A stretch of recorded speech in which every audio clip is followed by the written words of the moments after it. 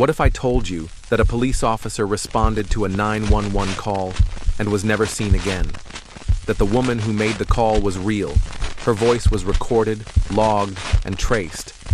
But when backup arrived, there was no one at the scene. No signs of struggle, no body, no blood. Just an idling police cruiser, a locked front door, and a keychain lying on the ground, still warm, but with no key. The officer's last words over the radio. She locked the door. I'm not sure what I'm looking at. It's not... Then, silence. This isn't a campfire story. This isn't a rumor passed around online. This was a real police case, quietly closed, without answers. And the key to everything? It was never recovered. The year was 2013. The place, Ashwood, Missouri, a town with fewer than 4,000 residents, where most people still leave their doors unlocked. On October 17th, at exactly 11:42 p.m., a 911 call came from a house on Hollow Creek Road. The voice on the line belonged to Elise Harrow, 32 years old, school teacher, lived alone. She sounded frightened, whispering, breath short. There's someone in the backyard. I think he's trying to get in through the basement. The dispatcher kept her on the line, but the call suddenly cut off. Lieutenant Michael Burson was dispatched. He'd served in the Ashwood Police Department for nearly 2 decades. Calm, reliable, the kind of officer people trusted. He arrived at the scene 7 minutes later. At 11:49 p.m., his cruiser's dash cam confirmed he pulled up in front of Elise's house. The porch light was off, curtains drawn, no movement. He radioed dispatch one last time. Arrived on scene, vehicle in driveway, investigating now. That was the last anyone heard from him. 12 minutes later, backup arrived. The police car was still there, engine running, driver's door wide open. But Lieutenant Burson was gone, and so was Elise Harrow. Inside the house, no signs of a break-in, no overturned furniture, no blood, no note, no phone, just one thing on the living room floor, a leather keychain, no key, still warm to the touch. The front door showed no signs of forced entry. All windows were locked from the inside. There were no muddy footprints, no scratches, not even a smudge. But the basement door lock, the one Elise mentioned in the 911 call, was broken. From the inside. It looked as though something had pushed out, not in. In the hallway closet, officers found a strange detail. A coat hook bent backwards, as if someone had grabbed it in a panic. On the floor nearby, a single shoe. Women's size 7. Consistent with Elise. Still warm, damp with sweat. But the most bizarre discovery was deeper inside the house. In the hallway wall, behind a bookcase, there was a sealed door. A door that didn't appear on any architectural plans of the home. When police pried it open, they found a small room. No furniture, no windows, just blank concrete walls. The air inside was strangely cold, stale, like a cellar. But what stood out wasn't the emptiness. It was the wires. Electrical wiring lined the top of the walls, leading to a single security camera in the ceiling corner. But the system was dead. Cut. As if someone had deliberately disconnected it. When investigators asked the home's previous contractor, he admitted Elise had requested a custom camera system, specifically for that room, 6 months prior. But the strange part? According to the records, the system was never activated. The power was never connected. The memory unit was missing, as if someone had gone out of their way to make sure no footage from that room would ever exist. 3 weeks after the incident, a strange report surfaced. A clerk at a gas station 15 miles outside Ashwood submitted security footage to the sheriff's department.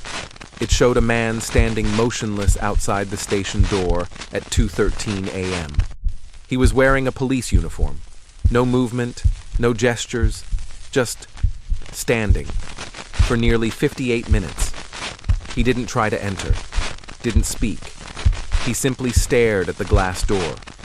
When the night attendant stepped outside to confront him, the man turned slowly, looked directly at the camera, and walked away. The uniform appeared standard issue, but when the footage was enhanced, the reflective nameplate caught a sliver of light. It read, Burson. The face, obscured, blurred by motion and glare, unrecognizable. The sheriff's office never made the footage public. They claimed the timestamp was incorrect, and the image was likely tampered with. Days later, the gas station's hard drive reportedly failed. A total data loss. No backup. An internal memo from the department noted, could be impersonator. Halloween approaching. Uniforms easy to fake. But officers who reviewed the tape before it was lost said the badge number, partially visible, matched Burson's exactly. And Burson's badge had never been recovered. The official investigation ended quietly in January 2014. No arrests, no suspects, no leads. The house on Hollow Creek Road was boarded up and listed as uninhabitable due to structural irregularities. But questions refused to die. Why did Elise have a sealed room built with its own surveillance system? Why was the only access point hidden behind a bookcase? And why was there no key to that door? Only an empty, warm keychain. Who, exactly, was Elise Harrow? No birth certificate was ever located. No family came forward. No employment record could be verified beyond a 2-month stint at a nearby elementary school. Some began to wonder, was she even real? Or was she placed there? And what about Burson? Why was his voice cut mid-sentence on the radio?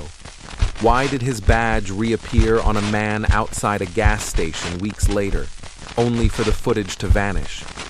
Who benefits when a case like this goes cold? Why was the police report sealed only days after the department received a call from a federal office? And then there's the key. A key no one had ever seen. A key to a door no one was supposed to find. Some say the room wasn't meant to keep something out, but to keep something in. So the final question becomes, was it Elise or Burson who locked that door? And who or what was on the other side? No official trace of Lieutenant Burson was ever found. No fingerprints, no sightings, no digital activity. Elise Harrow's identity remains unverified. Her house was demolished in 2015 after a fire, ruled electrical, though the power had been cut for over a year. Some say she never existed. Some say Burson never left the house. Others claim he returned, but not as himself. One theory suggests the key was never physical, that it wasn't meant to unlock a door, but something else entirely. A memory, a command, a containment. We don't know what was in that room. We don't know who built it. And we may never know what was trying to get out. But if the key was never recovered, maybe someone still has it. Or maybe, just maybe, it was never meant to be found. Some cases are never solved, not because there's no evidence, but because someone or something made sure we stopped asking the wrong questions. The Hollow Creek incident remains unsolved. The report is buried, the badge is missing, and the key still out there. So tell me, do you think Elise ever existed? Did Burson find something he wasn't supposed to see? Or was the room just a door, waiting for someone to open it? If you've made it this far, you're already asking the right questions. And maybe, just maybe, there's more out there like this. Cases that don't make the headlines, reports that go missing, rooms that don't appear on any blueprint. If you want to hear more stories like this, more doors that were never meant to be opened, subscribe, comment below, and tell us, what do you think happened? to the key that was never recovered.